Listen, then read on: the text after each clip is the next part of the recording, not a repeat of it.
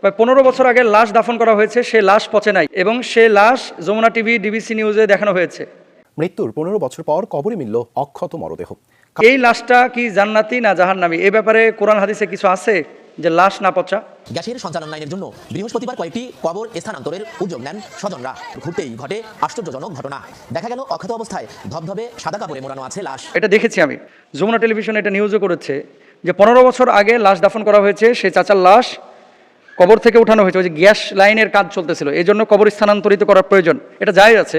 কোনো কারণে যদি আপনার কবর চেঞ্জ করতে হয় তাহলে ওই কবরের মুর্দা সহ বা হাড়গোড় সহ আরেক জায়গায় স্থানান্তরিত করতে হয়, এটা ইসলামের শরীয়তে জায়েজ আছে ক্ষেত্র বিশেষে, তবে অবশ্যই আলেম ওলামার সাথে পরামর্শ করে নেবেন। আচ্ছা, আমি দেখলাম যে ওনার কাফনটা পর্যন্ত পচে নাই, এই বিষয়টাকে কিভাবে ব্যাখ্যা করবেন, তাই না?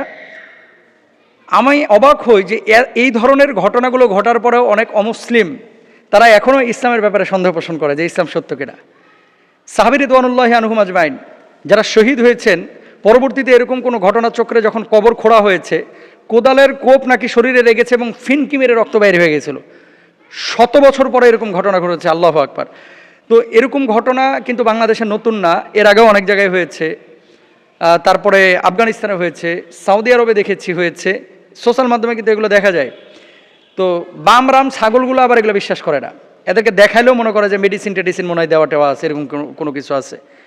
দেখেন, ইমানের নূর আপনার ভিতরে তখন দিবে আল্লাহ সুবহানাহু ওয়া তাআলা যখন আপনার ইমান আনার জন্য বা হেদায়েতের জন্য ন্যূনতম চেষ্টা প্রচেষ্টা থাকবে। রংপুরের এই চাচার নাম আব্দুস সামাদ, 15 বছর আগে মারা গিয়েছেন। তিনি নাকি অত্যন্ত আল্লাহওয়ালা ছিলেন, মানুষকে নামাজের জন্য ডাকতেন, হারাম খাইতেন না এবং কখনো মানুষের সাথে কোনো ভেজালে জড়াতেন না।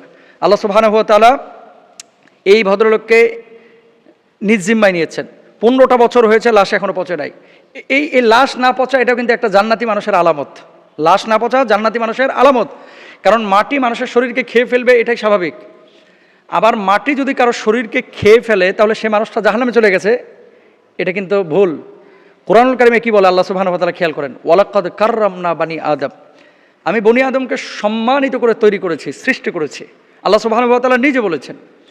এখন বনি আদমকে আল্লাহ সুবহানাহু ওয়া তাআলা সম্মানিত করে বানিয়েছেন, সেই বনি আদমকে যে কবরে দাফন করা হয় সেই কবরের উপর বসা নিষেধের জন্য, সেই কবরের সাথে বেয়াদবি করা নিষেধের জন্য, তবে কবরকে স্বাভাবিক অবস্থায় রাখতে বলা হয়েছে।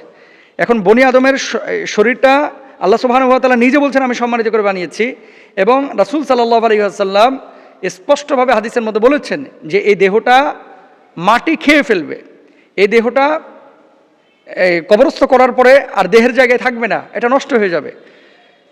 কেন নষ্ট হয়ে যাবে? নষ্ট হয়ে যাবে এই কারণে যে আল্লাহ সুবহানাহু ওয়া তাআলা বান্দার রূহের সাথে, এই বান্দা জান্নাতে যাবে না জাহান্নামে যাবে, তার যে কবরের পরিবেশটা আল্লাহ সুবহানাহু ওয়া তাআলা মূলত তার রূহের সাথে সম্পৃক্ত করে দেয়। অর্থাৎ আমরা মারা যাওয়ার পরে আমাদের রূহটা চলে যায় আলামে বারজাখে, কারো রূহ যায় সিজ্জিনে, কারো রূহ যায় ইল্লিয়িনে। তো সিজ্জিন এবং ইল্লিয়িনে যখন আমাদের রূহগুলো চলে যায়, সেই রূহের উপরে কিন্তু আযাব হয়, গজব হয়। তো আমরা যে এই পৃথিবীর বুকে এখনও টিকে আছি, আমাদের করণীয় কি? এই মানুষগুলো যাদের কবরে লাশ পচে নাই, কেন আল্লাহ তাআলা পচান নাই? শুনেন, এই দুনিয়ার জিন্দেগিতে কেউ আছে ভিআইপি, কেউ আছে সিআইপি, কেউ আছে অতি সাধারণ, ডিভাইডেড করা আছে। কিন্তু ভিআইপি সিআইপি এদের সম্মান আর আপনার আমার সম্মান সাধারণ মানুষের একরকম না। আল্লাহর আদালতেও কিন্তু ভিআইপি সিআইপি আছে, যারা বেশি মুত্তাকি, ইন্না আক্রামাকুম ইনদাল্লাহি আতকাকুম, আল্লাহ তাআলা তাদেরকে সবচেয়ে বেশি সম্মান ইজ্জত দিবেন। স্বাভাবিকভাবেই যে মানুষটা দুনিয়াতে থাকতে আল্লাহর জন্য এত কাজ করেছেন, আল্লাহ তো তাকে মানে এক্সেপশনাল কবরের জিন্দেগিতে কিছু সম্মান ইজ্জত দেবে। মাটিকে আদেশ করে দেবে তার দেহটা তুই খাবি না, তার দেহ মাটি খায় নাই। এখন এই মানুষটা জান্নাতি না জাহান্নামী এটা আল্লাহ জানে, তবে আমরা ধারণা করতে পারি যে মানুষটা জান্নাতি এবং এই মানুষটাকে আল্লাহ তাআলা কবুল করেছেন। এই মানুষটা আল্লাহ সুবহানাহু ওয়া তাআলার ইশারাতে তার লাশটা পচে নাই। তো সেই মানুষগুলো যেহেতু নামাজ পড়েছে, হারাম খায় নাই, মানুষের সাথে গাদ্দারি করে নাই, বেঈমানি করে নাই, চিটারি করে নাই, আমরাও এগুলো বর্জন করি, তাহলে আল্লাহ তাআলা আমাদেরকেও সম্মানিত করবে।